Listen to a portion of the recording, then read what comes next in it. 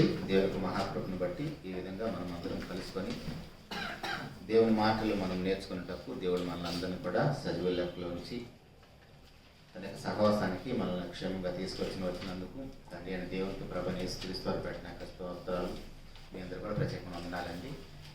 Already మనకి ఈ వాక్యం గురించి దేవుని దాసులు ప్రార్థన చేశారు కాబట్టి డైరెక్ట్గా మనం నేటికే దేవుడు సిద్ధం చేసిన వాక్య ధ్యానంలోకి వెళ్తాము. ప్రపంచవ్యాప్తంగా ఇప్పుడు వాతావరణం ఎలా ఉందో మనందరికీ తెలుసు. మొత్తం అందరం కూడా క్రిస్మస్ సంబరాల్లో మునిగిపోయి ఉన్నారు. సెమీ క్రిస్మస్, గ్రాండ్ క్రిస్మస్, ఎక్కడ చూసినా కూడా ఇలాంటి వాతావరణం కనిపిస్తుంది మనకి. ఇప్పుడు ఇలాంటి వాతావరణంలో అలాంటి మీటింగులు కానీ, అలాంటి సభలు కానీ, అలాంటి పండుగలో మనం అటెండ్ అయినప్పుడు నిజంగా వీళ్ళు ఇంత ఆనందపడుతున్నారు, ఇంతగా సెలబ్రేషన్ చేస్తున్నారు ప్రభువారు పుట్టాడని. ఆయన పుట్టిన దానికి సంబంధించి ఏమైనా కారణాలు వీళ్ళకి ఏమైనా తెలుసా, లేదా ఏదో ఆచారబద్ధంగా ఈ పండుగలో పాల్గొంటున్నారని ఆలోచిస్తే ఎక్కువ శాతం మందికి ఆచారబద్ధంగానే పాల్గొంటూ ఉంటారు. పోటీ పడి క్రైస్తవేతలకు ఎలాగైతే పండుగలు ఉన్నాయో మనం కూడా మనకున్న ఈ ఒకటి రెండు పండుగలు మనం మాత్రం ఎందుకు చేయకూడదని చేస్తున్నారు. క్రైస్తవులుగా, దేవుని పిల్లలుగా సందర్భం ఏదైనా, పరిస్థితి ఏదైనా మనం దేవుని మాటలు నేర్చుకునేటప్పుడు, మనం నేర్చుకుంటున్న మాటల ద్వారా మనం బ్రతుకుతూ మన బ్రతుకుని దేవుని మాటలు అప్పుడే కొత్తగా వస్తున్న వారికి, క్రైస్తవేతరులకి వారికి చూపించి వాక్యం యొక్క రుచిని వారికి తెలియజేసి మన యొక్క ప్రవర్తన, మన యొక్క బ్రతుకుని వారికి కూడా ఒక పాఠంగా చెప్పి వారిని కూడా దేవుని ఎదుగు తీసుకొని రావటానికి ప్రతి కార్యక్రమం దోహదపడాలి. అలాంటప్పుడు మనం ఏ కార్యక్రమైనా చేయొచ్చు. అలా కాకుండా మనం ఏదో ఎంజాయ్ చేయడం కోసం మాత్రమే మన కార్యక్రమాలు ఏర్పాటు చేసుకుంటే దానివలన దేవునికి ఏమీ మహిమ రాదు. దేవుని పిల్లలు ఎవరు కూడా అనేక మందిని దేవుని దగ్గర చేర్చలేరు. మనం ఏ కార్యక్రమం చేసినా కూడా మనకి రెండు విషయాలు జరగాలి. ఒకటి, దేవునికి మహిమ కలగాలి. దానితో పాటు దేవుని ఎరగని వారు దేవుని యొద్దకు వచ్చేలాగా మనం ప్రతి కార్యక్రమం ఉండాలి. అందుకే దేవుని దాసులు ఎప్పుడు మనకి ఏం చెప్తారంటే, మన ఇంట్లో ఏ కార్యక్రమం జరిగినా, సందర్భం ఏదైనా కావచ్చు, 10 మందిని పిలిచి వారికి దేవుని మాటలు వినిపించాలి, సువార్త ప్రకటించాలి వాళ్ళు. కాబట్టి ఇలాంటి సందర్భంలో ప్రపంచవ్యాప్తంగా క్రిస్మస్ జరుపుకుంటున్న ఇలాంటి రోజుల్లో అసలు క్రిస్మస్ జరుపుకోవటానికి అసలు మూల కారణం ఏంటి, ఈ కారణాలన్నీ కూడా ఎక్కడ ప్రారంభమైన మనం ఆలోచిస్తే, మొట్టమొదటి మనందరికీ ఆది తండ్రి ఆదాము గారు చేసిన పాపానికి పరిష్కారంగానే మన ప్రభువైన యేసుక్రీస్తు వారు భూలోకానికి రావలసి వచ్చింది. కానీ మనకి ఎక్కడైనా క్రిస్మస్ సంబరాలలో, క్రిస్మస్ మెసేజ్ల్లో ఎక్కడైనా ఆదాం గారి సందర్భం కానీ, ఆదాం గారి పాపం సంబంధించి కానీ ఏమైనా వాక్యాలు వింటాం మనం? అసలు దాని ప్రస్తావనే కనపడదు. ఎందుకంటే మనకు మూలం తెలిసినప్పుడు, సమస్య ఏంటో తెలిసినప్పుడు ఆ పరిష్కారం ఎంత విలువైందో మనకు తెలుస్తుంది. సమస్య ఎంత పెద్దదో దానికి పరిష్కారం కూడా అంతే గొప్పగా, అంత పెద్దగా ఉందని దాని మీద మనం ఆధారపడటానికి, దానికి విలువ ఇవ్వడానికి అవకాశం ఉంటుంది. మనకి సమస్య ఎంత పెద్దదో తెలియదు, ఆ సమస్య ఎంత ప్రమాదకరమైందో కూడా తెలియనప్పుడు ఖచ్చితంగా మనము దాని విషయంలో మనస్ఫూర్తిగా లోపడలేం. ఒకసారి ఆదికాండము 3వ అధ్యాయంలో అవాదములు దేవుని మాటను మీరి ఆ పండు తిన్నప్పుడు వారికి జరిగింది ఏంటండి?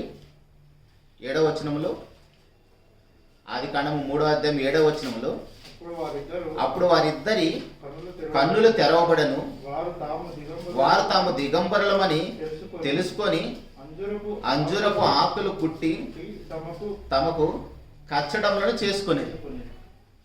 ప్రియ దేవుని సంఘం, ఆలోచన చేయండి. ఇక్కడ ఎప్పుడైతే అపవాది వారి జీవితాల్లోకి ఎంటర్ అయిపోయి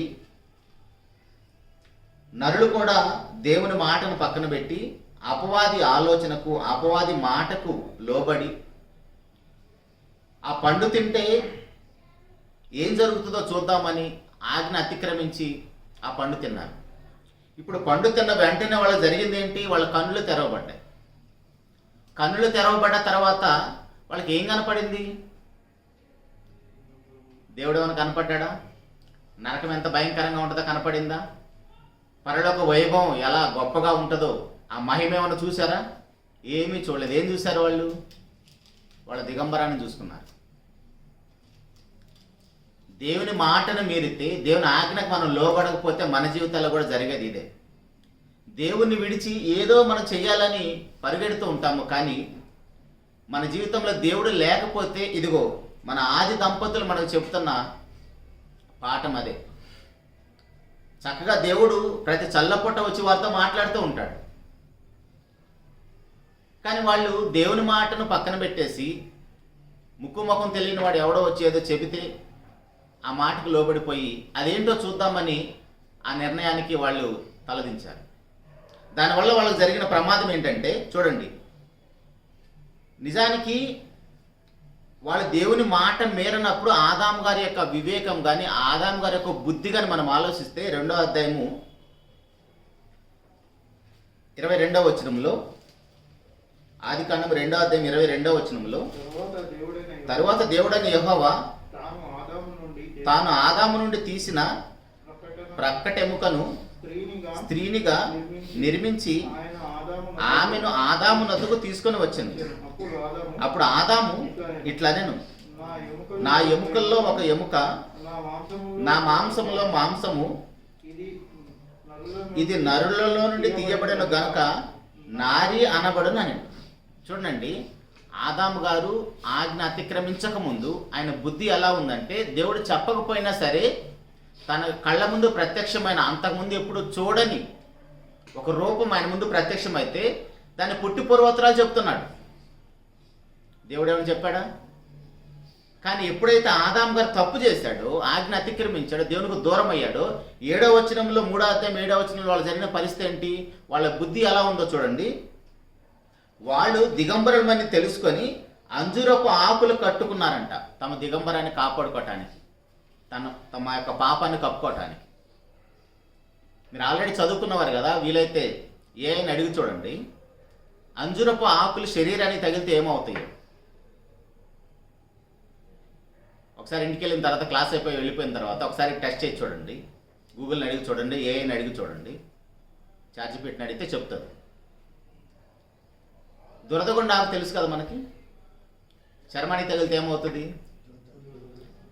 అది తగిలిన తర్వాత మనం దాన్ని ఆ జలను గీరకుండా ఉండగలుగుతామా? చర్మాన్ని మనకి ఎంత పేషెన్స్ ఉన్నా సరే అది చర్మానికి తగిలితే మనం గీరకుండా ఉండలేము.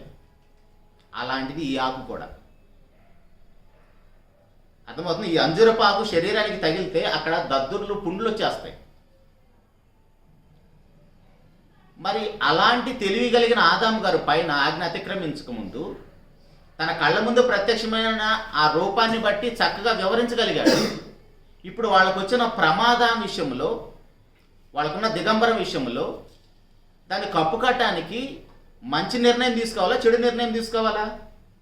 మామూలుగా అయితే మంచి నిర్ణయం తీసుకోవాలి ప్రమాదం ఉన్నప్పుడు. కానీ ఎలాంటి నిర్ణయం తీసుకున్నారు? మరలా ప్రమాదంలోకి వెళ్ళిపోయారు. ఒక తప్పుని కప్పిపుట్టడానికి ఇంకొక ప్రమాదంలోకి వెళ్ళిపోయారు. ఆల్రెడీ దేవుడు తినొద్దన్న పండు తిని ఆజ్ఞ అతిక్రమించి పాపం చేశారు. దానివల్ల వాళ్ళ దిగంబరులను గుర్తించారు. గుర్తించినప్పుడు వెళ్ళి దేవుని పాదాల మీద పడి దేవుని వేడుకోవటం పోయి అక్కడున్న ఆకుల్లో ఆ అంజూరపు ఆకులు తీసుకొని వాళ్ళ దిగంబరాన్ని కాపాడుకోవటానికి ప్రయత్నం చేశారు.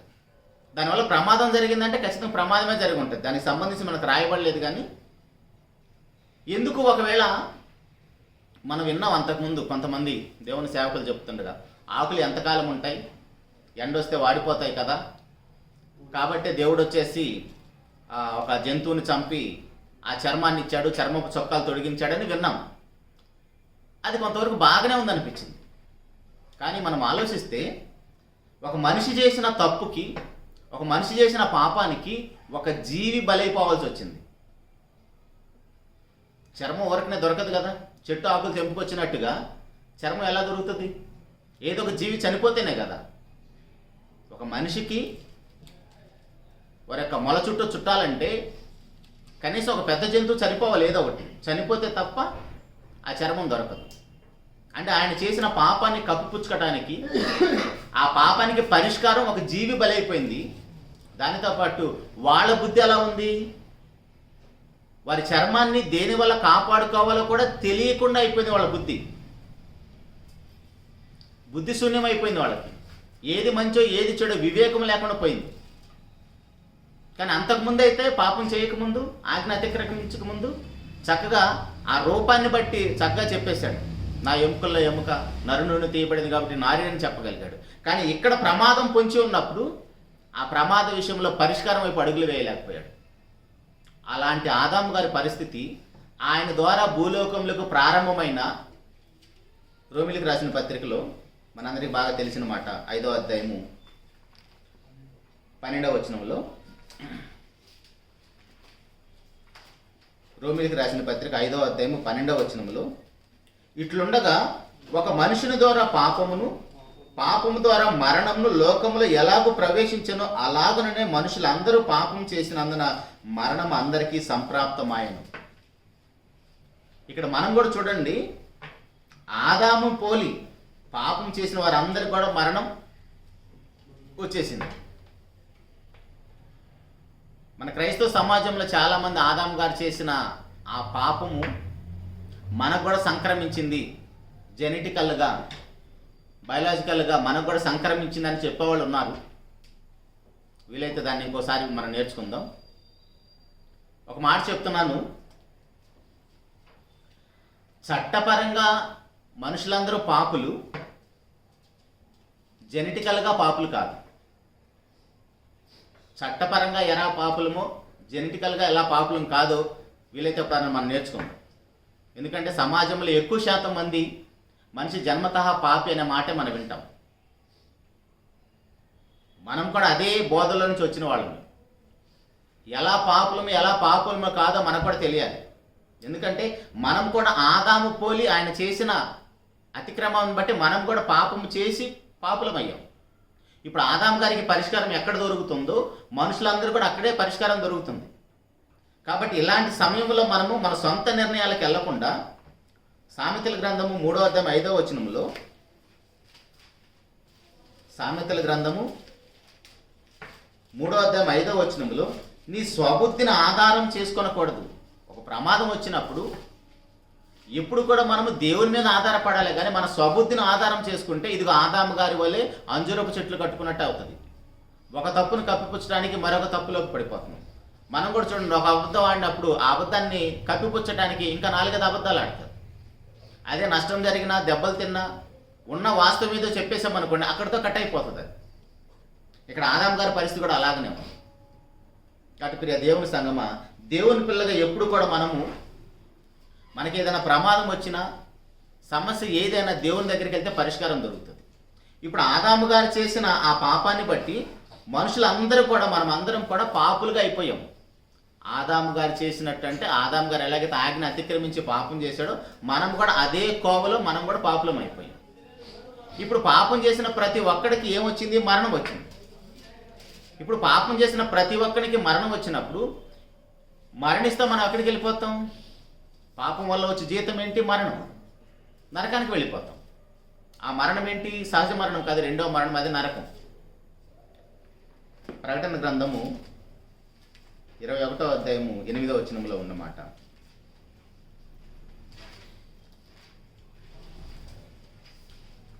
ప్రకటన గ్రంథము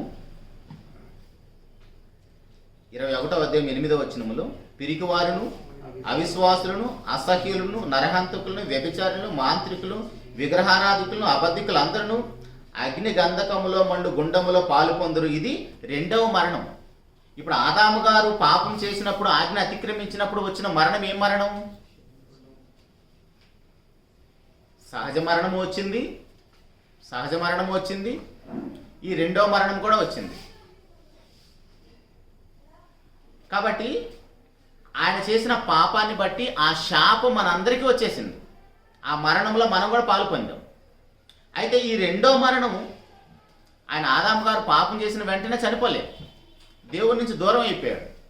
దేవుడు లేకపోతే మన జీవితంలో కూడా జీవించుచున్నామని పేరు మాత్రం ఉన్నది, కానీ మనం కూడా మృతులమే. దేవుడు లేకపోతే ఎఫెసీ పత్రిక 2వ అధ్యాయంలో మనకు తెలిసిన మాట, మనం పాపం చేత అపరాధం చేత చచ్చిన వారిమై ఉన్నాం. కాబట్టి మనము దేవుని యొద్దకు రానంత కాలము మన సచ్చిన శవాలతో సమానం. మరి అలాంటి పరిస్థితిలో ఉన్న మానవ జాతికి దేవుడు కల్పించిన ఒక గొప్ప భాగ్యం ఏంటంటే, అది మనకు అర్థం కావాలంటే దేవుని యొక్క గుణ లక్షణాలు, దేవుని యొక్క తత్వం, దేవుని యొక్క వ్యక్తిత్వం మనకు అర్థం కావాలి. ఇప్పుడు పాపం చేసిన ప్రతి మనిషి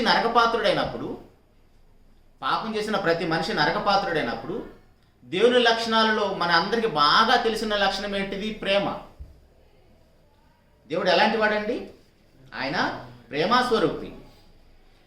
మనందరికీ తెలిసిన మాటలు 1 యోహాను పత్రిక 4వ అధ్యాయము 8వ వచనంలో దేవుడు ప్రేమాస్వరూపి. ఇప్పుడు దేవుడు అలాంటి ప్రేమాస్వరూపి అయిన దేవుడు, ప్రేమ అంటే ఏంటి? పరిస్థితి ఎలా ఉన్నా, ఎలాంటి వారైనా సరే వాళ్ళని ప్రేమించకుండా ఉండలేదు. దేవుని యొక్క తత్వమే అగాపే ప్రేమ ఆయనది. మామూలుగా లోకంలో మనకున్న ప్రేమలు ఎలా ఉంటాయి? ఇచ్చిపుచ్చుకునే ప్రేమ ఒకటి ఉంటుంది. నువ్వు నాకు ఇస్తే నేను నీకు ఇస్తాను, లేదు నువ్వు నాకు ఇవ్వలేదనుకో నీ మధ్య నా మధ్య రిలేషన్ కట్ అయిపోతుంది, ఆ ప్రేమ కట్ అయిపోతుంది. ఇంకోటి శరీర సంబంధమైన వాంఛలు తీర్చుకునే ప్రేమ, ఆ కోరిక నెరవేరలేదనుకోండి అక్కడ కూడా ఆ ప్రేమ కట్ అయిపోతుంది. కానీ దేవుని ప్రేమ ఎలాంటిదంటే అగాపే ప్రేమ, ఏది ఆశించని ప్రేమ, ఎలాంటి వారినైనా ప్రేమించే ప్రేమ దేవుని ప్రేమ. ఇప్పుడు అలాంటప్పుడు దేవుని లక్షణాలు ఏంటో తెలియక క్రైస్తవేతలు ఎలాంటి మాటలు మాట్లాడతారంటే, దేవుడు ఏంటంటే అంత కఠినుడు, అంత క్రూరంగా ఆలోచిస్తున్నాడు, తన పిల్లల్ని ఏంటి నరకానికి పంపించేసి ఎగోయుగాలు కాల్చడం ఏంటి అంటే అది తెలియక, దేవుని మనసు ఏంటో తెలియక. ఆ ప్రేమతో పాటు దేవునికి ఉన్న లక్షణాలు ఏంటి అంటే ఆయన మహాపరిశుద్ధుడు, పాపానికి చోటు ఉండదు ఆయన దగ్గర. దానితో పాటు ఆయన నీతి న్యాయం కలిగిన దేవుడు. ఈ లక్షణాలన్నీ మనకు తెలిసినప్పుడు, దేవుని యొక్క తత్వం ఏంటో మనకు తెలిసినప్పుడు, దేవుని యొక్క స్వభావం ఏంటో మనకు తెలిసినప్పుడు ఒక్కసారి కూడా మనం దేవుని ప్రశ్నించడానికి సాహసం చెయ్యం. క్రైస్తవేతరులు ఎందుకు ఇలాంటి మాటలు మాట్లాడతారంటే దేవుని యొక్క తత్వం ఏంటో వాళ్ళకి తెలియక, దేవుని యొక్క లక్షణాలు ఏంటో వాళ్ళకి తెలియక అలా మాట్లాడతారు. తిమోతి రాసిన పత్రికలో దేవుని యొక్క స్వభావం ఎలాంటిదండి? 2వ పత్రిక 2వ అధ్యాయము 13వ వచనములో, తిమోతి గారికి రాసిన 2వ పత్రిక 2వ అధ్యాయం 13వ వచనములో, మనము నమ్మదగని వారమైనను ఆయన నమ్మదగిన వాడుగా ఉండును, ఆయన తన స్వభావానికి విరోధంగా ఏదీ చేయలేడు. దేవుడు తన స్వభావానికి వ్యతిరేకంగా ఏదీ చేయలేడు. దేవుని స్వభావంలో ప్రేమ అనేది కూడా చాలా గొప్పది కదా. ఇప్పుడు ఆ ప్రేమ కలిగిన దేవుడు, ప్రేమస్వరూపి అయిన దేవుడు తన పిల్లలు పాపం చేసినప్పుడు వారు నరకానికి వెళ్ళిపోతుంటే ఆయనలో ఉన్న ఆ తత్వం, ఆ గుణలక్షణం ఏంటిది? ప్రేమించే గుణం కదా. ఇప్పుడు తన పిల్లలు నరకానికి వెళ్ళిపోతుంటే చూస్తూ ఊరుకుంటుంది ఆ ప్రేమ? వాళ్ళ ఖచ్చితంగా కాపాడుతుంది. అర్థమవుతుందండి? కానీ సమాజంలో మనం వింటున్న మాటలు ఏంటంటే, ఇప్పుడు మనుషులందరూ పాపం చేశారు, ఆదాము పోలి. సో ఇప్పుడు పాపం చేసిన వారందరికీ పరిష్కారం ప్రభని యేసువారి రక్తం వద్ద పరిష్కారం దొరుకుతుంది, కాబట్టి మీరు రాండి, బాప్తీసం తీసుకోండి, సంఘంలో చేర్చబడండి, మీ పాపాలన్నీ పోతాయి అంటారు. అలా చెప్పినంత మాత్రాన దేవుని యొద్దకు వస్తారా ప్రజలు? అలా రారని ప్రారంభం నుంచి కూడా దేవుని యొక్క వాక్యం మనకు తెలియజేస్తున్నది. అపోస్తలుడైన పౌలు గారు ఆ మాట మనకు జ్ఞాపకం చేస్తాడు. ఒకసారి చూద్దాం.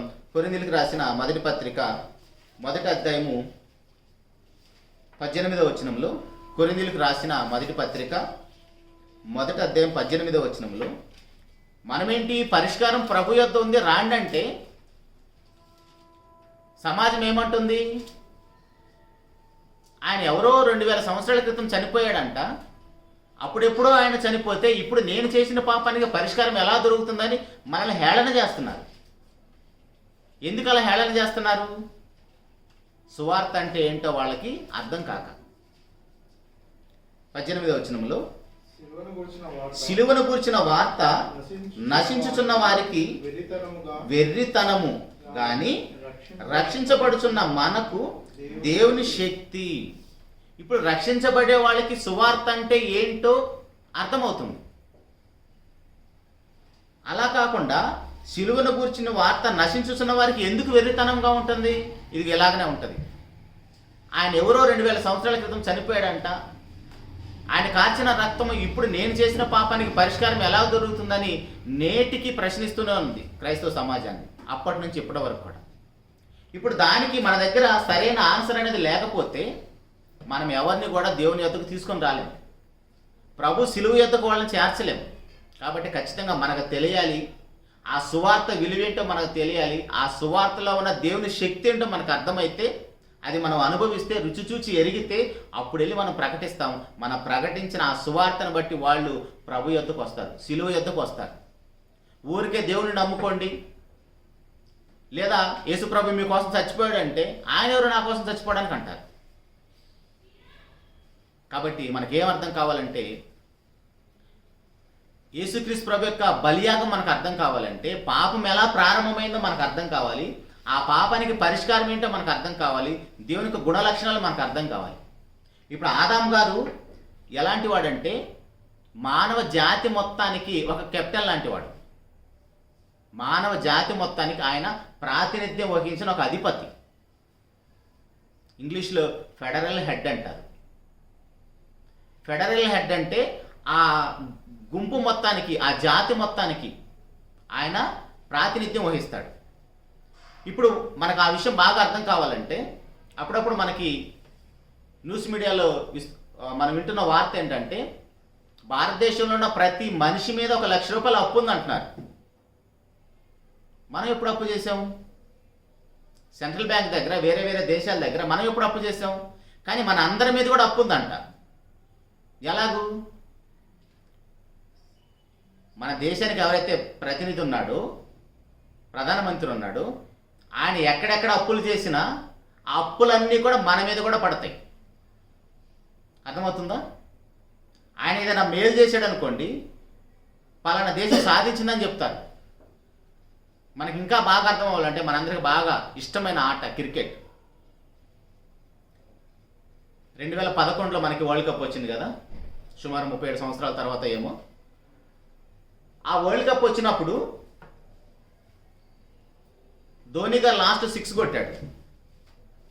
ఆ ధోని గారు లాస్ట్లో 6 కొట్టినప్పుడు కామెంటరీ ఏం చెప్తున్నాడు? ధోని వరల్డ్ కప్ కొట్టాడని చెప్తున్నాడా, ఇండియా వరల్డ్ కప్ కొట్టిందని చెప్తున్నాడు? ఇండియా వరల్డ్ కప్ కొట్టిందని చెప్తుంది, ధోని వరల్డ్ కప్ కొట్టాడని చెప్పట్లేదు. అదేంటి? ధోని 6 కొట్టడం వల్ల కదా మనం గెలిచాము. ఇప్పుడు వాళ్ళు ఓడిపోయినా ఇండియా ఓడిపోయిందని చెప్తారు, వాళ్ళు గెలిచినా ఇండియా గెలిచిందని చెప్తారు.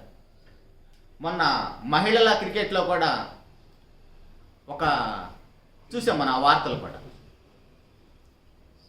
సో ఇలాంటి పరిస్థితుల్లో మన తరపున, ఇండియా తరపున ఎవరు గెలిస్తే మనము గెలిచినట్టే, ఇండియా తరపున ఎవరైతే వెళ్ళి ఆడతారో వాళ్ళు ఓడిపోతే మనం కూడా ఓడిపోయినట్టే. ఈ విషయం మనకు అర్థమైపోతే దాన్ని ఫెడరల్ హెడ్ అంటారు. ఈ విషయం మనకు అర్థమైతే, మన ఆది తండ్రి ఆదాము గారు చేసిన ఆ పాపము తర్వాత వచ్చిన జాతి మొత్తానికి కూడా ఆ ఫలితం అనుభవిస్తారు. ఆ ఫలితం అనుభవిస్తాడు. ఆయన ఆ జాతి మొత్తానికి ప్రాతినిధ్యం వహించాడు. ఇప్పుడు ఆ పాపానికి పరిష్కారం పోవాలంటే, మొదటి ఆదాము దగ్గర పాపం ప్రారంభమైతే రెండవ ఆదాము, కడపటి ఆదాము దగ్గర పరిష్కారం మొదలైంది. అర్థమవుతుందా? ఎక్కడి నుంచి ఎక్కడ లింకులు ఉన్నాయో చూడండి.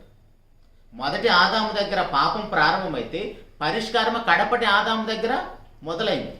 ఇప్పుడు ఆ కడపటి ఆదాము దగ్గరికి వెళ్ళాలంటే మనకి ఈ విషయాలన్నీ అర్థం కావాలి. ఇదే కొరింథీ పత్రికలో 10వ అధ్యాయము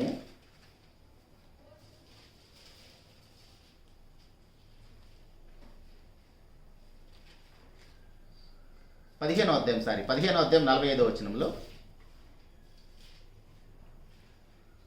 కొరింథీయులకు రాసిన మొదటి పత్రిక 15వ అధ్యాయం 45వ వచనంలో, ఇందు విషయమై ఆదామును మొదటి మనుషుడు జీవించు ప్రాణి ఆయను అని వ్రాయబడి ఉన్నది. కడపటి ఆదాము జీవింప చేయు ఆత్మాయను. ఈ కడపటి ఆదాము ఎవరు? ప్రభువైన యేసుక్రీస్తు వారు. మొదటి ఆదాము ఆదాము గారు, మనం చూసిన ఆది కాండంలో చూసిన ఆదాము గారు. ఇప్పుడు ఈ ఆదాము గారేమో ఆయన జీవించే ప్రాణి, కేవలం మనలాగా జీవించే ప్రాణి. కానీ కడపటి ఆదాము పాపులందరినీ కూడా జీవాన్నిచ్చి వాళ్ళని జీవింపచేసే ఆదాము ఆయన.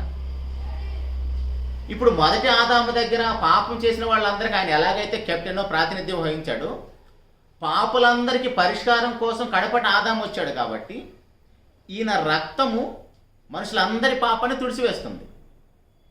మనకి ఇంకా అర్థం అవ్వాలంటే కొరింథీయులకు రాసిన 2వ పత్రిక 5వ అధ్యాయం 14వ వచనంలో కొంచెం అర్థం చేసుకోవడానికి ప్రయత్నం చేద్దాం. క్రీస్తు ప్రేమ మమ్మను బలవంతం చేయుచున్నది ఎలాగనగా, అందరి కొరకు ఒకడు మృతి పొందిన గనుక అందరూ మృతి పొందిరనియు. ఆలోచించండి. ఇప్పుడు అందరి కొరకు మృతి పొందింది ఎవరు? యేసుక్రీస్తు ప్రభువారు. ఇప్పుడు ఆయన మృతి పొందితే మనం అందరం కూడా మృతి పొందినట్లే. మనం ఎప్పుడు చనిపోయాం? బాప్తిస్మములో. అర్థమవుతుందా? సో ఇప్పుడు మన అందరి పాపాల కోసం ప్రభువైన యేసుక్రీస్తు వారు చనిపోతే మనం కూడా చనిపోయినట్టే బాప్తిస్మములో. అందుకని బాప్తిసం పొందాలి. సేవకులు ఎందుకు మనకు బాప్తిసం పొందండి, త్వరగా దేవుని రాజ్యంలోకి రాండి, అపవాది రాజ్యంలోంచి దేవుని రాజ్యంలో అడుగు పెట్టండి, సంఘములు అడుగు పెట్టండి అని ఎందుకు పదే పదే మనకు చెప్తారంటే, ఆ రాజ్యంలో ఉన్నంతకాలం ప్రమాదమే. మరణం అంచున నిలబడలేక, మరణం అంచున నిలబడితే ఎప్పుడైనా అడ్డుపడిపోవచ్చు. అదే దేవుని రాజ్యంలో ఉన్నాం అనుకోండి, ఎలాంటి పరిస్థితి వచ్చినా. మీరు రోజు వార్తలు చూస్తున్నారా? నిన్న కూడా మన ఏపీలో ఒక బస్సు తిరగబడిపోయింది. అస్సాంలో ఒక లారీ బోల్తా పడిపోయింది. వందల మంది చచ్చిపోతూనే ఉన్నారు, చిన్నలు పెద్దలు స్త్రీలు పురుషులు భేదం లేకుండా. సో మరణ భయం చేత కాకుండా నేను చనిపోతే ఎక్కడికి వెళ్తాననే భయముతోటి ఒక మంచి సేఫ్ జోన్లో ఉంచడానికే ప్రభువైన యేసుక్రీస్తు భూలోకానికి వచ్చాడు. ఆయన భూలోకానికి వచ్చి మనుషులందరి కోసం చనిపోయాడు. ఆ మనుషులందరి కోసం ఆయన చనిపోయాడని మనం విశ్వసిస్తే, నమ్మితే అదే సువార్త. అప్పుడు నమ్మినప్పుడు, ఆ వార్త మనం నమ్మినప్పుడు మనము కూడా చనిపోతాం బాప్తిస్మంలో. కానీ ఈ వార్త మొదటి అధ్యాయంలో ఏమవుతుంది? నశించుచున్న వారికి ఆ వార్త ఏమైపోతుంది? వెర్రితనంగా అయిపోతాం. కానీ మనకి దేవుని శక్తిని గ్రహిస్తున్నామా? కనీసం మనమైనా దేవుని శక్తిని గ్రహిస్తున్నామా? మనమన్నా గ్రహించలేకపోతే మనకు కూడా వెర్రితనంగానే ఉంటుంది ఆ మాట. ఇప్పుడు ఇక్కడ 14వ వచనంలో మనం చదివిన మాట అంత ఈజీగా అర్థమయ్యే మాట ఏమి కాదు.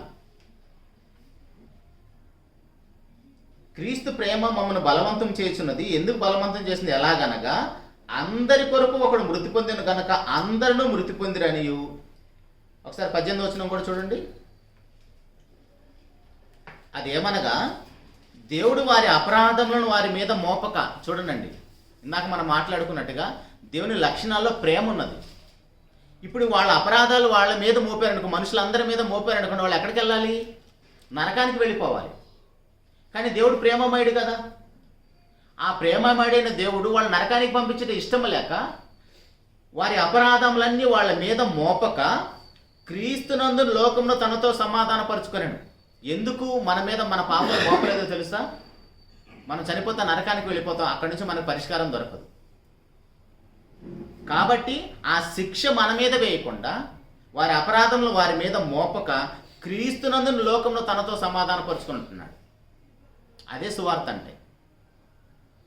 కానీ ఇవేవి మనకి కనపడవు. చూడండి, మనకు తెలియకుండా మన కోసం ఎంత పెద్ద పోరాటం జరుగుతుందో చూడండి.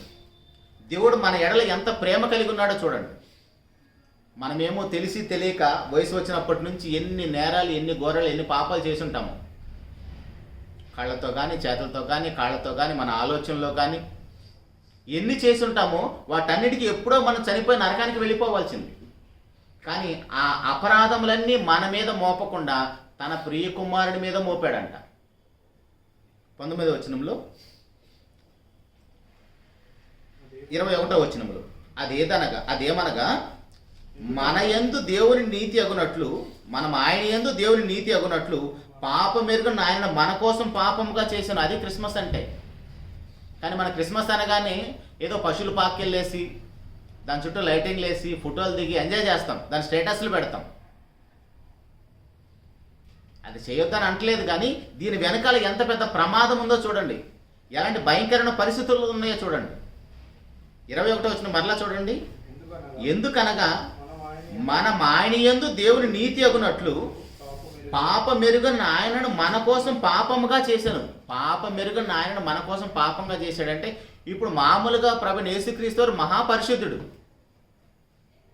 ఆయన యెరూషలేము వీధుల్లో నిలబడి నాలో పాపం ఉందో ఎవరైనా నిరూపించడని ఆ యొక్క సవాలు చేసి నేటికి 2000 సంవత్సరాలు గడిచిపోయినా ఒక్కరు కూడా నిరూపించలేకపోతున్నారు. అలాంటి పరిశుద్ధుడు ఆయన. అలాంటి పరిశుద్ధుడు ఏమయ్యాడు? మన స్థానంలో నిలబడి పాప అయ్యాడు.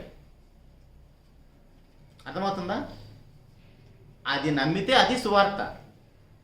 అది నమ్మకుండా మనం ఏదో రోజు బైబిల్ చదువుకుంటా, చర్చికి వెళ్తూ, పాటలు పాడుతూ, ప్రార్థన చేసుకుంటూ, లేదా అవకాశం వచ్చినప్పుడు వాక్యం చెప్పినంత మాత్రాన మనకు పరలోకం రాదు.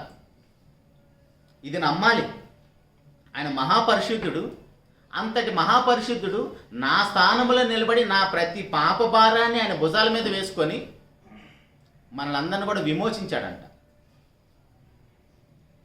అది మనం నమ్మితే అప్పుడు మనకు పరలోకం వస్తుంది.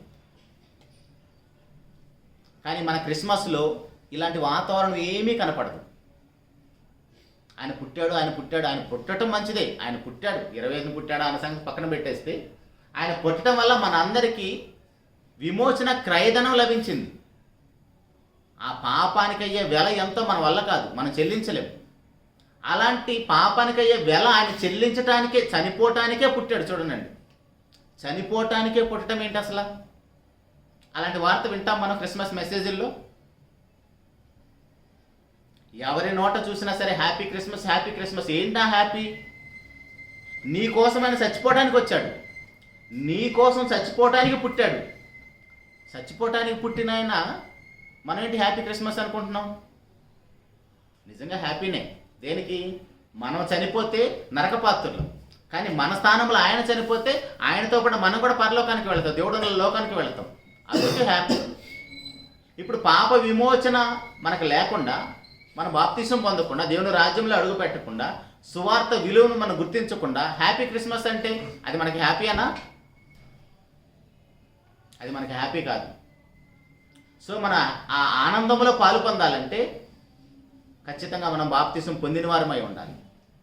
పాపం తెలుసో తెలియక సంవత్సరాలు, వాళ్ళ యొక్క సంవత్సరాలు చూసుకుంటే 60-70 అవుతున్నా సరే బాప్తిసం పొందలేకపోతున్నారు. కారణం ఏంటంటే, అమ్మో బాప్తిసం పొందితే ఎలా బ్రతకాలో ఒకలాంటి ఒక చెడ్డ సమాచారాన్ని వింటున్నారు, మంచి సమాచారం కాదు. నేను మా ఊర్లో కూడా విన్నాను. పెద్దలు ఉన్నారు చాలామంది, తల నెరిసిపోయిన వాళ్ళు. మీరు ఎందుకు ఇంకా ఎంతకాలం ఎలా ఉంటారు, ఎందుకు బాప్తిసం పొందండి, చక్కగా సంఘానికి వెళ్తున్నారు కానీ ఎంతకాలం ఇలా ఉంటారు అని మాట్లాడుతుంటే, ఏమరా బాప్తిసం పొందితే అలా ఉండాలంటే ఎలా ఉండాలంట అని చెప్తున్నారు. అంటే వాక్యం చెప్పేవాళ్ళు వాళ్ళని భయపెడుతున్నట్టున్నారు.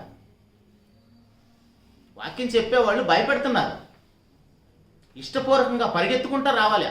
ఓహో, నాలో ఈ ప్రమాదం ఉంది, ఈ ప్రమాదానికి, ఈ రోగానికి పరిష్కారం అక్కడ దొరుకుతుంది అన్నప్పుడు వాళ్ళు అక్కడికి ఆ పరిష్కారం అయితే పరిగెత్తుకుంటూ రావాలి. అది సువార్త అంటే.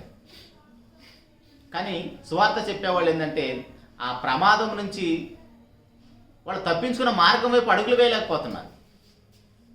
ఇంకా అది సువార్త ఎలా అవుతుంది? దుర్వార్త అవుతుంది. ఆ లూకా సువార్తలో 2వ అధ్యాయంలో మనందరికీ చూద్దాం ఒకసారి అన్నమాట. లూకా సువార్త 2వ అధ్యాయము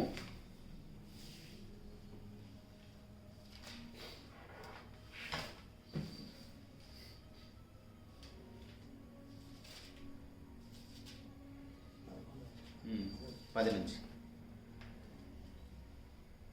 అయితే ఆ దూత 10 వచ్చింది. 10 నుంచి. అయితే ఆ దూత భయపడకుడి, ఇదిగో ప్రజలందరికీ కలుగబోవు మహా సంతోషకరమైన సువర్తమానము నేను మీకు తెలియజేస్తున్నాను. చాలు, సువర్తమానమే, మహా సంతోషకరమైన వార్త. హ్యాపీ క్రిస్మస్సే. ఎప్పుడు? ఆయన ఎందుకు వచ్చాడో అది మనం అనుభవించినప్పుడు. మన వయసు అంతా అయిపోతుంది, ఎప్పుడు చచ్చిపోతామో తెలియదు. మనకున్న రోగాలను బట్టి, మనకున్న ఈ స్థితిగతులను బట్టి మనం ఇంకా పరిష్కారం ఏదో రాకపోతే మనకెలా అది మహా సంతోషకరమైన వార్త అవుతుంది? కాబట్టి ప్రియ దేవుని సంగమా, చిన్నలైన పెద్దలైన కంపల్సరీగా ఆ విషయాన్ని గుర్తించాలి. అలా గుర్తించకపోతే మనకి హ్యాపీ క్రిస్మస్ కాదు. చూద్దాం కొన్ని మాటలు. కొరింథీయులకు రాసిన మొదటి దశలోనిక పత్రిక 1వ అధ్యాయము 9-10 వచనాలు కలిసి ఉంటుంది. కింద దేవుడు మృతుల్లో నుండి లేపిన యేసు అనగా రాబో ఉగ్రత నుండి మనలను తప్పించుచున్న ఆయన. యేసు ప్రభు వారు పుట్టింది ఎందుకు? మనల్ని ఉగ్రత నుంచి తప్పించడానికి పుట్టాడు. దేవుని యొక్క ఉగ్రత అనగానే మనకి 2 సంఘటనలు ఎప్పుడూ గుర్తుపెట్టుకోవాలి. చాలా ఈజీగా గుర్తుండే సంఘటనలు ఎన్నో ఉన్నాయి. మనకు బాగా గుర్తుండే సంఘటనలు నోవా గారి యొక్క జలప్రళయం, సొదొమ గొమొర్రా పట్టణాల పైన ఆయన చూపించిన ఉగ్రత. ఇప్పుడు అలాంటి ఉగ్రత పాలు కాకుండా ఉండటానికి యేసుప్రభు వారు పుట్టాడు. పక్కనే 5వ అధ్యాయంలో కూడా 9వ వచనంలో, దశలోనికి రాసిన మొదటి పత్రిక 5వ అధ్యాయం 9వ వచనంలో కూడా, ఎందుకనగా మన ప్రభువైన యేసుక్రీస్తు ద్వారా రక్షణ పొందుటకే దేవుడు మనలను నియమించను గాని ఉగ్రత పాలవుటకు నియమించలేదు. ఎందుకు మనం సంఘానికి వచ్చాము? రక్షించబడటం కోసమే వచ్చాము, ఉగ్రత పాలవటానికి కాదు. అందుకు వచ్చాడు యేసు ప్రభు వారు. రోమిలికి రాసిన పత్రికలో కూడా అన్నీ మనకు తెలిసిన సందర్భాలే. కానీ క్రిస్మస్ అంటే మనం ఎలా ఆలోచించాలి. ఇలా ఆలోచించకపోతే మన జీవితాల్లో హ్యాపీ క్రిస్మస్ అవ్వదు. అది 5వ అధ్యాయం 9వ వచనంలో కూడా, రోమిలికి రాసిన పత్రిక 5వ అధ్యాయం 9వ వచనం, కాబట్టి ఆయన రక్తం వలన ఇప్పుడు నీతిమంతులుగా తీర్చబడి మరింత నిశ్చయముగా ఆయన ద్వారా ఉగ్రత నుండి రక్షించబడతాం. ఎవరి ద్వారా? ఇదిగో ఇప్పుడు ఎవరైతే హ్యాపీ క్రిస్మస్ అంటున్నామో ఆయన ద్వారా. దేవుని ఉగ్రత నుంచి తప్పించడం కోసం ఈయన వచ్చాడు. కానీ మనమేమో హ్యాపీ క్రిస్మస్ అనుకుంటా, సెలబ్రేషన్ చేసుకుంటా, బాప్తిసం పొందాం, సంఘానికి వెళ్ళం, చర్చికి వెళ్ళం. యంగ్స్టర్స్ మరి ముఖ్యంగా రాత్రంతా కష్టపడతారు, చర్చిలకు డెకరేషన్ చేస్తారు, స్టార్లు కడతారు, చర్చిలో వాక్యం చెప్పే టయానికి ఉండరు, వెళ్ళి పండుకొని నిద్రపోతారు. ప్రతి చర్చిలో అలాగనే ఉంటుంది, మా ఊరితో సహా. రాత్రి అంతా నిద్రలు మానుకుంటారు, డబ్బులు వాళ్ళే ఖర్చు పడతారు, డెకరేషన్లు అన్నీ వాళ్ళే చేస్తారు. కానీ బాప్తిసాలు తీసుకోరు, సంఘానికి రెగ్యులర్గా చర్చికి వెళ్ళరు. స్టార్ గడితో డెకరేషన్ చేస్తే మన దేవుడు పరలోకం ఇస్తాడా? మన నీతి క్రియలు ఏవి కూడా మనకి పరలోకాన్ని తెచ్చిపెట్టలేవు. కేవలం దేవుని యొక్క మహాకృప చేతనే మనం రక్షించబడతాము, కానీ కృప వల్లనే మనం రక్షించబడుతున్నాము. కానీ మనం ఏ క్రియ చేసినా మనకు రక్షణ రాదు. ఎఫెసీయులకు రాసిన పత్రిక 2వ అధ్యాయము 8వ వచనంలో, ఎఫెసీయులకు రాసిన పత్రిక 2వ అధ్యాయం 8వ వచనంలో, మీరు విశ్వాసము ద్వారా కృపచేతనే రక్షించబడి ఉన్నారు, ఇది మీ వలన కలిగినది కాదు, దేవుని వరమే. మనం రక్షించబడాలంటే మనం ఏ క్రియ చేసినా మనకు రక్షణ రాదు, దేవుని కృప వలనే. కృప అంటే మనకు అర్థం కావాలంటే, దేవుని కృప అంటే ఏ అర్హత లేని వాడిని అందలం ఎక్కించడం. ఒక మాటలో చెప్పాలంటే, ఏ అర్హత లేని వాళ్ళకి దేవుడు తన స్థానాన్ని కల్పించటం, తన రాజ్యంలో అడుగు పెట్టడానికి అవకాశం కల్పించటం. మీకు తెలుసో లేదో, పాత నిబంధన కాలంలో మనం ధర్మశాస్త్ర కాలంలో ఒకసారి ఇలా ఆలోచన చేస్తే, దేవుని యొక్క ఆవరణలో అడుగు పెట్టడానికి కూడా అర్హత లేని వాళ్ళ అనుజనులమైన మనం దేవుని మాటలు వినటానికి, మీరు ఇదే పత్రికలో కింద చదివితే, ఇప్పుడు మనం చదువుకున్న 2వ అధ్యాయంలోనే మన బ్రతుకులు ఎలాంటి అంటే, దేవుడే లేని వాళ్ళం మనం. ఆ కాలమందు ఇశ్రాయేలుతో సహపౌరులు కాక పరదేశులను, వాగ్దాన నిబంధన లేని పరజనులు, నిరీక్షణ లేని వారును, లోకమందు దేవుడు లేని వాళ్ళు. అది మన బ్రతుకులు. అన్యజనులు అంటే దేవుడు లేని వాళ్ళు. దేవుడు లేని మనుషులు కూడా ఉన్నారు భూలోకంలో. వాళ్ళు ఎలా వచ్చారు? దేవుడు లేకుండా భూమి మీదకి ఏ మనుషుడు ఆయన రాగలడా? దేవుడు పుట్టించాడు, పుట్టించిన ఆయన మాకు వద్దని వెళ్ళిపోయారు. దేవునితో సంబంధం లేదు వాళ్ళకి. ఎలాగైతే కయ్యను గారు దేవుని యొద్ద నుంచి వెళ్ళిపోయాడు. దేవుని యొద్ద నుంచి వెళ్ళిపోవటం ఏంటి? దేవుని సహవాసం వద్దని వెళ్ళిపోవటం. ఎక్కడికి వెళ్ళిపోతాడు? మూడు లోకాల్లో దేవునికి కనబడిన సృష్టం అంటే ఏదైనా ఉందా? నీ సహవాసం నాకు వద్దని వెళ్ళిపోయాడు. అది ఇప్పుడు ఇక్కడ దేవుని లేని వాళ్ళు అంటే ఎవరు? వాళ్ళు దేవుని వల్ల పుట్టిన వాళ్ళే, కానీ దేవునితో సంబంధం లేదు వాళ్ళకి. దేవుడు ప్రేమమయుడు కాబట్టి చూడండి, దేవుని యొక్క ఆ లక్షణాలను బట్టి మనం బ్రతికున్నాం. ఇప్పుడు ఆయన యొద్దకు మనం వెళ్ళాలంటే మనం కూడా పరిశుద్ధులమైతేనే దేవుడి యొద్దకు వెళ్ళగలుగుతాం. ఆ పరిశుద్ధుడైన యేసుప్రభు వారు మన స్థానంలో మరణించి మనల్ని కూడా పరిశుద్ధులు చేశాడు. 1 కొరింథీ పత్రిక 1వ అధ్యాయం 1వ వచనంలో ఉంటుంది. పరిశుద్ధులుగా ఉండుటకు పిలువబడ్డాం. పుట్టినప్పుడు పరిశుద్ధులమే, మధ్యలో పాపాన్ని అంటించుకున్నాం. ఒక మాట చెప్పనా, భూలోకంలో మనం సాధించింది ఏదైనా ఉందంటే పాపం చేయటమే. మనుషులందరిగా భూలోకంలో మనం ఏదైనా సాధించామంటే ఏం సాధించామో తెలుసా? పాపం చేయటమే సాధించాం, అంతకుమించి ఏం లేదు. ఆ పాపం వల్ల వచ్చే జీతం మరణం, మరణాన్ని సంపాదించుకున్నాం. అందుకే భూలోకంలో మనం పుట్టింది. చూడండి ప్రియ దేవుని సంగమా, ఇలాంటి పరిస్థితుల్లో కూడా దేవుడు మనల్ని వదిలేయకుండా, ఆయన ఎంత న్యాయవంతుడు అంటే, ఎంత ప్రేమ, ఎంత కరుణ, ఎంత జాలి, ఎంత వాత్సల్యత కలిగిన దేవుడు అంటే, మనల్ని అలా వదిలేయకుండా మనల్ని కూడా పరిశుద్ధపరిచి, తన ప్రియకుమారుని రక్తంతో మనల్ని కూడా పరిశుద్ధపరిచి ఆయనున్న లోకంలో రావటానికి ఆహ్వానించాడు మనల్ని. కాబట్టి అది ఆ విషయంలో కూడా మనం ఎప్పుడు నిర్లక్ష్య భావం అనేది లేకుండా, ఇప్పుడు ఎలాగైతే మొదటి మానవుడు మనుషులందరికీ ప్రాతినిధ్యం వహించి పాపాన్ని అంటించాడు, ఈ రెండవ ఆదాము, కడపటి ఆదాము మనలందరినీ నీతిమంతులు చేయడానికి ఆ పాపాన్ని మొత్తం తన మీద వేసుకున్నాడు. అర్థమవుతుందా? ఆ 2000 సంవత్సరాల క్రితము యేసుప్రభు రక్తం మనకి ఇప్పుడు ఎలా ఉపయోగపడుతుందంటే, మొదటి ఆదాము ద్వారా మనం ఎలా పాపులమయ్యామో, ఈ కడపటి ఆదాము ద్వారా మనం నీతిమంతులమయ్యాము. ఈయన కూడా ఫెడరల్ హెడ్డే, పాపులందరికీ ప్రాతినిధ్యం వహించి ప్రతి పాప భారాన్ని ఆయన భుజాల మీద మోసి మనలందరినీ కూడా విమోచించి పరిశుద్ధపరిచాడు. దానిని బట్టి ఆయన మన పరిశుద్ధులందరికీ హెడ్ అయ్యాడు. పాపులందరికీ హెడ్ ఏమో ఆదాము గారు అయితే, పరిశుద్ధులందరికీ హెడ్ ప్రాతినిధ్యం వహించింది యేసుక్రీస్తు ప్రభువారు. అక్కడ పాపం చేశాము, ఈయన దగ్గరికి వచ్చి పాపాన్ని కడుక్కొని ఈయన జాబితాలోకి మనం వస్తే, ఈయన గ్రూప్లోకి మనం వస్తే, ఈయన గుంపులోకి మనం వస్తే, అంటే ఆయన సంఘంలోకి, ఆయన రాజ్యంలోకి మనం వస్తే మనం కూడా నీతిమంతులమే. అందుకే మనుషులందరి పాపాన్ని, ఇందాక మనం చదువుకున్న మాట కొరింథీ పత్రికలో, వారి అపరాధములు వారి మీద మోపకుండా మనలందరినీ కూడా నీతిమంతులను చేశాడు. మన పాపం మొత్తం ఆయన మోసి ఆయన పాపి అయి మన స్థానంలో మరణించి. చూడండి, దేవునికి న్యాయమైన చట్టం ఎలాంటిదంటే, ఒక మాట చెప్పేసి ముగిస్తాను.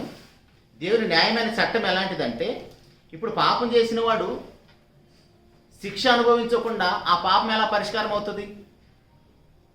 పాపం చేసిన వాడు శిక్ష అనుభవించకుండా పరిష్కారం అవుతుందా? మీకు అమెరికా అధ్యక్షుడు లాస్ట్ టైం ఉన్న ఆయన ఎవరు? జో బైడెన్ ఉన్నాడు కదా. అమెరికా అధ్యక్షుడు అనుకుంటే వాళ్ళకున్న చట్టం ఏంటంటే క్షమాభిక్ష పెట్టగలడు ఆయన. ఆడు ఎంత పెద్ద నేరం ఘోరాలు చేసినా కూడా క్షమాభిక్ష పెట్టొచ్చు ఆయన. వాళ్ళ కొడుకంట మాదక ద్రవ్యాలు సేవించి ఇష్టం వచ్చినట్లుగా చేసి చాలా నేరాలు ఘోరాలు చేశాడంట. ఈయన దిగిపోయే టైం కాబట్టి ఆయన ఏం చేశాడంటే, వాళ్ళ కుమారుని ఏమీ శిక్షించకుండా ఆ కుమారుడికి క్షమాభిక్ష పెట్టాడంట. చేసిన నేరానికి శిక్ష అయితే అనుభవించాలి కదా. దాన్ని ట్రంప్ చాలా వ్యతిరేకించాడు. కానీ ఈ దేవుడు ఎలాంటి వాడంటే, ఈయన ఎంత ప్రేమ కలిగిన వాడో, ఎంత పరిశుద్ధుడో అంత న్యాయం కలిగిన వాడు. ఇప్పుడు ఆదామును పోలి మనుషులందరూ చేసిన పాపానికి దేవుడు అనుకుంటే నోటి మాటతో ఆ పాపాన్ని మొత్తం తీసివేయచ్చు. సర్వశక్తిమంతుడు కదా దేవుడు. ఆయన సర్వశక్తిమంతుడితో పాటు ఆయన న్యాయవంతుడు. కాబట్టి ఆ పాపానికి శిక్ష వేసి మనల్ని విమోచించాడు. ఇప్పుడు ఆ పాపానికి శిక్ష మనుషులందరి మీద వేయకుండా తన ప్రియ కుమారుడి మీద మోపాడు. అర్థమవుతుందండి దేవుని యొక్క లక్షణాలు ఎలాంటివో. కాబట్టే మనం బ్రతుకున్నాము. ఊరికే మనకు పరలోకం రాదండి. దేవుని మనసు మనకు అర్థమైపోతే, ఆయన గుణ లక్షణాలు ఏంటో మనకు అర్థమైతే తప్ప మనకు పరలోకం రాదు. ఆయన ప్రేమను బట్టి మనల్ని క్షమించి వదిలేశాడు. మరి పరలోకానికి రావాలంటే మన పాపం అడ్డం వస్తుంది. మన పరలోకానికి వెళ్ళాలంటే మన పాపం అడ్డం వస్తుంది. ఎందుకంటే పరిశుద్ధులు మాత్రమే పరలోకానికి వెళ్ళాలి. మరి ఇప్పుడు ఆ పాపానికి పరిష్కారం చేస్తే తప్ప మనం పరిశుద్ధులు అవ్వలేము. సో మన స్థానంలో ప్రభు మరణించి మనల్ని కూడా పరిశుద్ధులు చేశాడు. పాపులందరినీ కూడా పరిశుద్ధులు చేశాడు. కాబట్టే దేవుని యొక్క రాజ్యంలో, దేవుని యొక్క లోకంలో అడుగు పెట్టడానికి అవకాశం వచ్చింది. కానీ శిక్ష ఎవరికి వేశాడు? తన కుమారుడి మీద వేశాడు. సో అన్నిటికీ తన యొక్క గుణలక్షణాలు, ఇందాక మనం మాట్లాడుకున్న మాట తిమోతి పత్రికలో, దేవుడు తన స్వభావానికి వ్యతిరేకంగా ఏది చేయడంటే ఇది. తన స్వభావం అనుసరించి ఏదైనా చేస్తాడు. కాబట్టి మనుషులందరూ కూడా రక్షించబడటానికి, ఉగ్రత పాలవటానికి కాదు తన కుమారుడు భూలోకానికి వచ్చింది. అసలైన సిసలైన క్రిస్మస్ అంటే ఇది. ఊరికి మన హ్యాపీ క్రిస్మస్ అని ఆ రోజు తగ్గ కేకులు పార్టీలు చేసుకొని బిర్యానీలు తింటే మనకి హ్యాపీ క్రిస్మస్ కాదు. ఇది మనం అనుభవించి ఈ టేస్ట్ ఏంటో, ఈ రక్షణ యొక్క విలువ ఏంటో, ఈ ఆనందం ఏంటో, ఇందాక మనం చదువుకున్న లోకాసు వార్తలో ఆ మహా సంతోషకరమైన వార్త ఏంటో అది మన లోకంలో చాటిస్తే, ఇప్పుడు మనం చాటించాలంటే ఆ రుచి ఏంటో మనకు తెలియాలి. అలా రుచి చూచి ఎరిగిన వారమై ఆ మహా ఆనందాన్ని మన అందరికీ, ఆ యొక్క వార్త తెలియని వారికి ప్రకటించి వారిని కూడా దేవుని ఎదుగు చేర్చాలని మనస్ఫూర్తిగా కోరుకుంటూ ఈ మాటలు ముగిస్తున్నానండి. చిన్న మాట ప్రార్థన చేసుకుందాం. మహోన్నతుడా, జీవము కలిగిన మా తండ్రి, మీకే స్తుతులు స్తోత్రాలు నాయన.